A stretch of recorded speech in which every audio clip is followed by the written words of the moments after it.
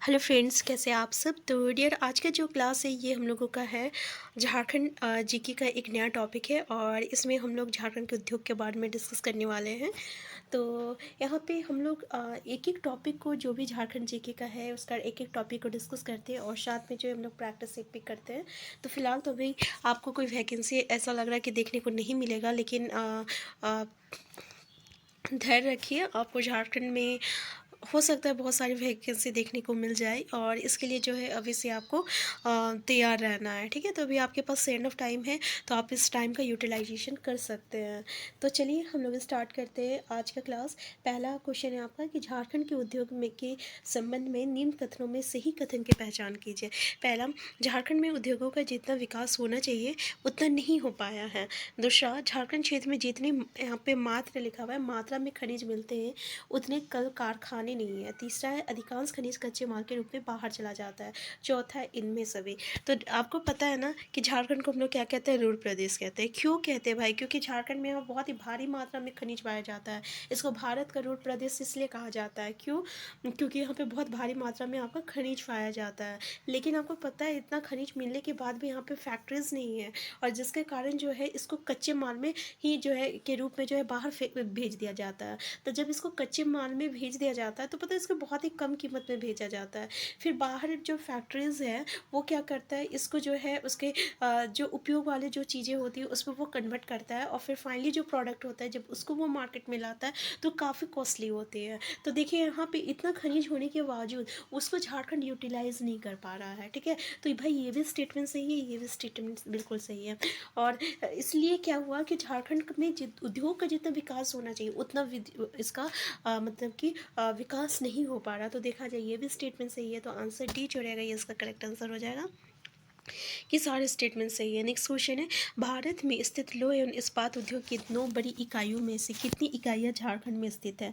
तो याद रखिएगा, पूरे भारत में जो है 9 वो बड़ी आपका लौह एवं इस्पात उद्योग है और इस 9 में से आपका झारखंड में ही जो है 2 आपका है। ठीक है, तो ये कौन कौन सा है?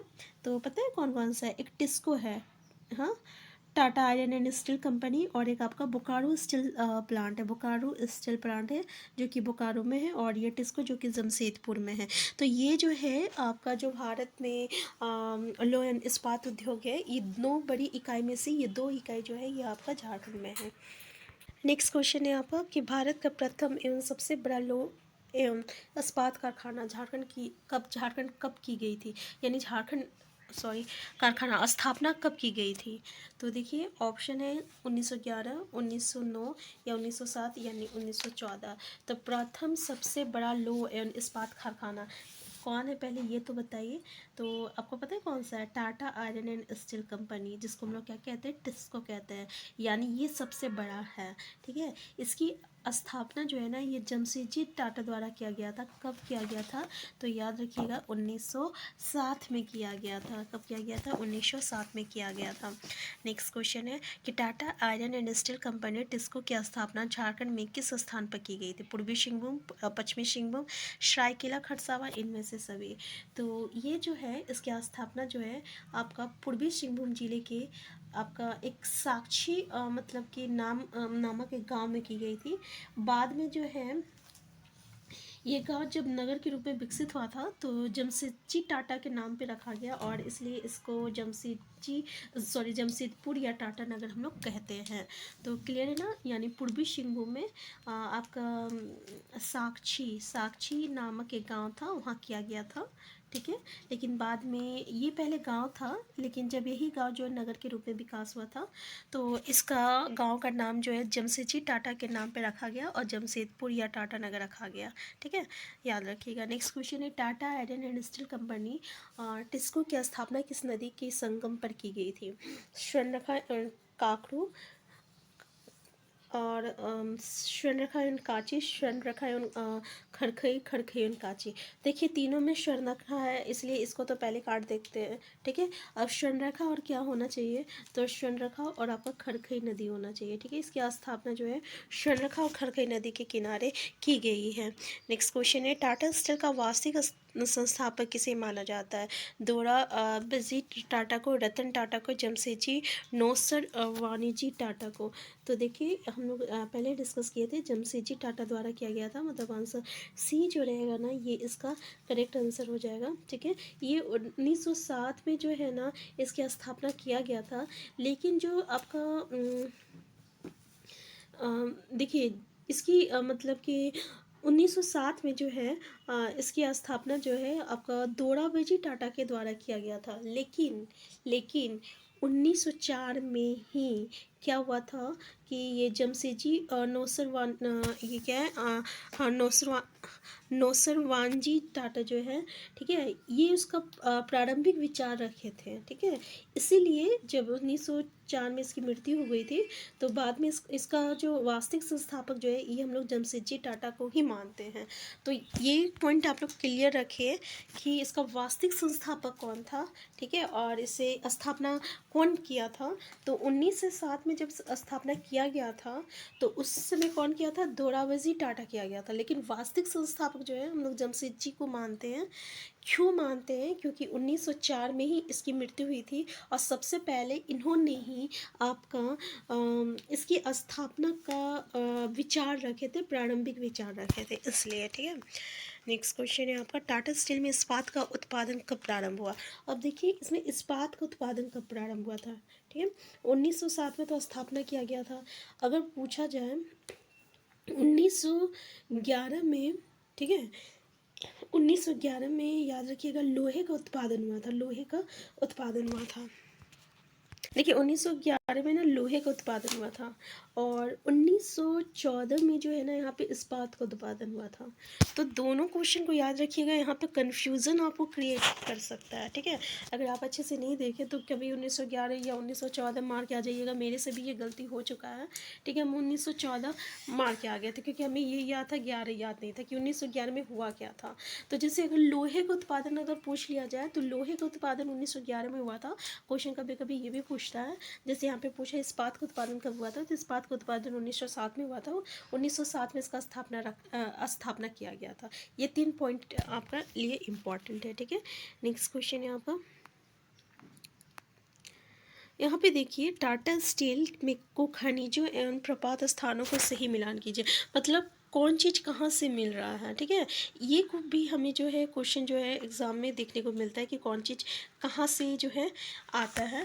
जैसे कि आपका कोकिंग कोयला जो है, कोकिंग कोयला ये कहाँ से आता है? तो कोकिंग कोयला जो है ये झड़िया से, कोयला झड़िया के लिए माना जाना जाता है। ठीक है, यहाँ पर हम लोग मना कर दिए। तो 1 का 2 किस में है? तो खैर ऑप्शन दिया हुआ नहीं है तो हम लोग इसको यहीं पे कर लेते हैं। ठीक है ना, ऑप्शन नहीं दिया हुआ है। तो देखिए ये जो है आपका रानीगंज एरिया में पाया जाता है। कच्चा लोहा है। अब बताइए लोहा किस लिए लोहा कहाँ पे? तो लोहा तो आपको नोआ मुंडी सुने हैं ना, नोआ मुंडी जो है ये लोहा का सबसे बड़ा खान है। ठीक है, तो कच्चा लोहा जो है आपका मयूरभंज नोआ मुंडी हो जाएगा। और मैग्नीज और क्रोमाइट जो है ना ये आपका चाईबासा खान हो जाएगा। और चूना पत्थर एवं डोलोमाइट जो है ये आपका सुंदर नगर हो जाएगा। क्लियर है ना? तो इस तरीके से आप इसको यहाँ पे याद कर सकते हैं। ठीक है, ऐसा ऑप्शन हम दिया हुआ नहीं है यहाँ पे। नेक्स्ट है टाटा स्टील के संबंध में निम्न कथनों में से ही कथन पर विचार कीजिए। पहला, टाटा स्टील के स्वच्छ जल एवं बालू की आपूर्ति संरखा व खड़खड़ नदी क्षेत्रों से की जाती है। दूसरा आपका निकटतम बंदरगाह कलकत्ता बंदरगाह के जरिए इसके निर्मित उत्पादनों के लिए बाजार मिल जाता है। और 1948 ईस्वी में टाटा इंजीनियरिंग एंड कोलोमोटिव यहाँ पे लोकोमोटिव कंपनी होना चाहिए की स्थापना की गई है। तो इसमें से क्या क्या स्टेटमेंट जो है आपको सही लगता है? तो भाई ये स्वर्णरेखा खड़खड़ी में ही के किनारे बना हुआ है तो पानी तो वहीं मिल जाएगा, बालू भी मिल जाता है। और ये भी बिल्कुल सही है कि निकटतम बंदरगाह जो है कलकत्ता बंदरगाह है, जिसके कारण उसका जो उत्पादन होता है उसको जो है बाजार में ले जाया जाता है। और 1948 में याद रखिएगा Tata engineering and locomotive company की स्थापना किया गया था। भाई तीनों स्टेटमेंट सही है, इसलिए हमारा आंसर क्या हो जाएगा? आंसर हमारा डी जो रहेगा ये इसका करेक्ट आंसर हो जाएगा। ठीक है, कि सभी कथन जो है सत्य हैं। नेक्स्ट क्वेश्चन है आपका कि झारखंड क्षेत्र का दूसरा लौह इस्पात उद्योग कौन सा है? अभी तक हम लोग जो देखें, हम लोग के भारत में जो 9 बड़ा आपका लो एंड इस्पात कारखाना था, उसमें से पहला हम लोग डिस्कस किया टिस्को है, दूसरा जो था वो आपका बोकारो स्टील प्लांट है। तो आंसर तो आपको पता चल गया होगा कि दूसरा जो है बोकारो स्टील प्लांट है। अच्छा, अब इसकी स्थापना कब हुआ था? तो 1964 में, यानी 64 ईस्वी में हुआ था। आपका बोकारो में एक माराफरी जगह है, माराफरी नामक एक स्थान है, वहीं पे किया गया था। तो आंसर क्या हो जाएगा? आंसर बी हो जाएगा। ठीक है, नेक्स्ट क्वेश्चन है आपका, बोकारो स्टील प्लांट इनमें से किसके अंतर्गत आता है? सेल, नालको, गैल और हिंडाल्को। तो ये ना सेल के अंतर्गत आता है। ठीक है, याद रखिएगा, सेल के अंतर्गत आता है। इसकी स्थापना किसकी सहायता से किया गया था? बोकारो स्टील प्लांट का ये देश का, देखिए देश का, ठीक है, याद रखिएगा देश का, ठीक है, देश का आपका चौथा, हाँ, देश का चौथा बड़ा लौह इस्पात कारखाना है हमारे देश में। नौ जो है आपका इस्पात कारखाना है ना, तो इसमें से, ठीक है, आपका जो मतलब कि चौथा जो है ना वो कौन है अगर पूछ लिया जाए तो यही बोकारो स्टील प्लांट है। ठीक है, जो कि सेल के अंतर्गत कार्यरत है और इसकी स्थापना 1964 ईस्वी में हुआ था। याद रखिएगा, किसकी सहयोग से किया गया था, ये भी क्वेश्चन आपको देखने को मिलता है। तो याद रखिएगा, ये आपका सोवियत रूस की सहायता से किया गया था। ठीक है, नेक्स्ट क्वेश्चन है, बोकारो स्टील प्लांट में लौह इस्पात का उत्पादन कब प्रारंभ हुआ था? देखिए, इसमें भी पूछा जाता है कि भाई, ठीक है, इसमें लोहा का जो है आपका उत्पादन कब हुआ था? तो आपकी स्थापना हुआ था 1964 ईस्वी में। तो लोहा का जो है आपका प्रारंभ जो है 1972 में हुआ था। ठीक है, 1972 में हुआ था और वो दिन जो है 2 अक्टूबर है। ठीक है, याद रखिएगा 2 अक्टूबर है, 1972 ईस्वी में हुआ था। ठीक है, नेक्स्ट क्वेश्चन है, बोकारो स्टील प्लांट को प्राप्त एवं संबंधित स्थान के संबंध में सही मिलान कीजिए। ठीक है, चलिए यहाँ पे देखते हैं। कोकिंग कोयला जो है, कोकिंग कोयला क्या झरिया से मिलता है? और लोएस्क क्योंझर की खान से मिलता है। चूना पत्थर जो है मध्य प्रदेश में मिलता है। कोयला तो झरिया आपको पहले ही बता चुके। ठीक है, झरिया के लिए जाना जाता है और ये जो लोएस्क क्योंझर की खान से और ये जो चूना पत्थर जो है ना, ये आपको मध्य प्रदेश से प्राप्त होता है। तो भाई तीनों स्टेटमेंट सही है, बिल्कुल आंसर डी इसका करेक्ट आंसर हो जाएगा। नेक्स्ट क्वेश्चन जो है, भारत का प्रथम तांबा उद्योग 1924 ईस्वी में झारखंड के किस स्थान पर लगाया गया है? मूरी में, घाटशिला सिंहभूम में, माराफड़ी बोकारो में या साक्षी जमशेदपुर में? तो देखिए, जो प्रथम तांबा उद्योग जो है ना 1924 में है और ये आपका घाटशिला, याद रखिएगा, घाटशिला में लगाया गया है। ठीक है, नेक्स्ट क्वेश्चन है आपका कि इंडियन कॉपर कॉरपोरेशन ने कब घाटशिला के पास तांबा शोधन केंद्र स्थापित किया था? 1924 में जो है, या 1926 में, या 1930 में? तो करेक्ट आंसर ही आपको 1930 हो जाएगा। ठीक है, कब होगा? 1930 होगा। ठीक है, इंडियन कॉपर कॉरपोरेशन जो है ये आपका घाटशिला में हुआ था, 1930 ईस्वी में हुआ था। ठीक है, और हिंदुस्तान कॉपर लिमिटेड जो है कहाँ है पता है? जादूगोड़ा में है, जो कि तांबा का उद्योग है। और इसके अलावा आपका इंडियन केबल कंपनी लिमिटेड है, याद रखिएगा, इंडियन केबल कंपनी लिमिटेड। ठीक है, company limited, Indian cable company limited. और ये जो है ना, ये आपका जमशेदपुर में है। कहाँ है? जमशेदपुर में है।